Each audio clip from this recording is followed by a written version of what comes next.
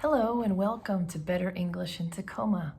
My name is Karen, and today I'm going to be reading to you from Chapter 10 of Sally Lloyd-Jones' book, The Story of God's Love for You.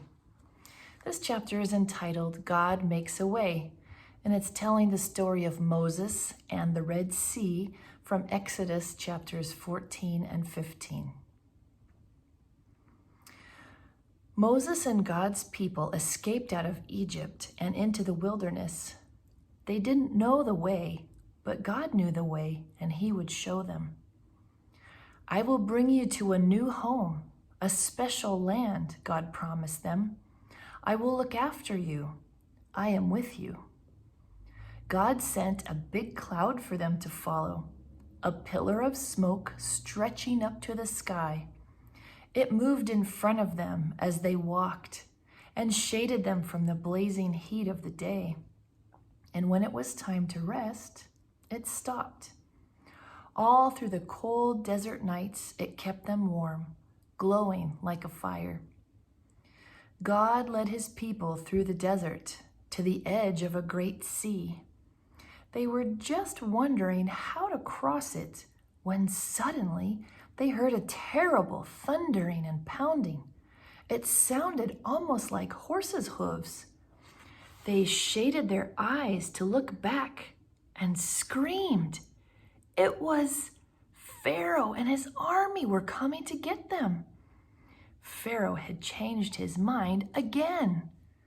"Get my slaves back," he screeched and charged out into the desert after them with 600 of his fastest horsemen and every single chariot in Egypt. What were God's people going to do? In front of them was a big sea. It was so big there was no way around it, but there was no way through it. It was too deep.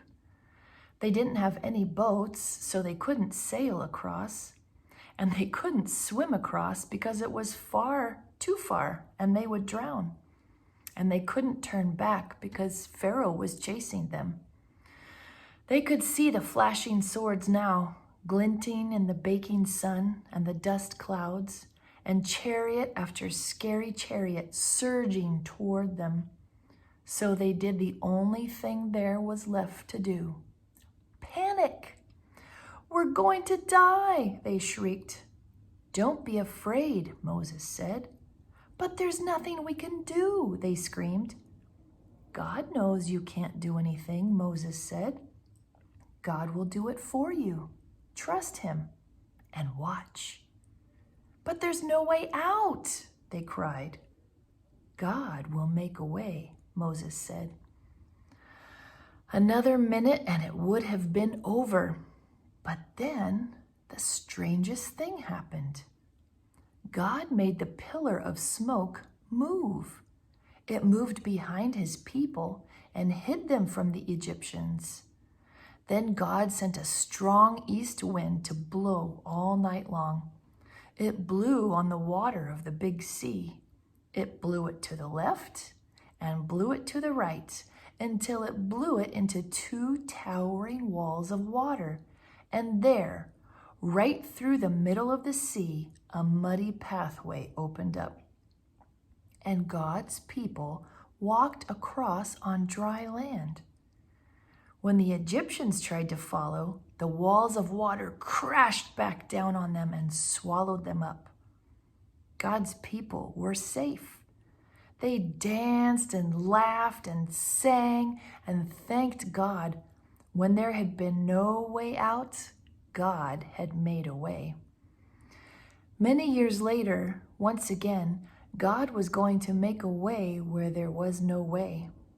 From the beginning, God's children had been running from Him and hiding.